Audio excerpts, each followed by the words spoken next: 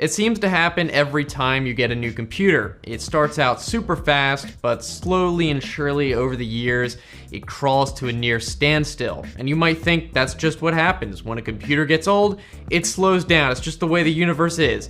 But that's not really the case. And that's what we're gonna talk about today. Why computers actually get slower and what you can do to completely reverse it. Now this video is sponsored by my Instagram account. So not really sponsored, but if you wanna check it out, it's just @TheoJoe. I try to post cool stuff on there every once in a while, especially in the stories. And if you want, you can check out the highlights from CES this year, Consumer Electronics Show. Lots of crazy stuff on there. Highly recommended. Again, if you want to check that out, it's just @TheoJoe on Instagram. So getting back to why computers slow down, a vast majority of the time, it's not actually the hardware of the computer itself slowing down, but rather the software that's been installed over time, bloating it up, taking up space, and straining the resources of the computer, which eventually slows it down. And yes, because it's software, not hardware, there are things you can do to reverse it. One of the major ones is removing startup programs, or at least stopping them from starting up. And this is pretty obvious. You may already know this, but you weren't sure how to do that,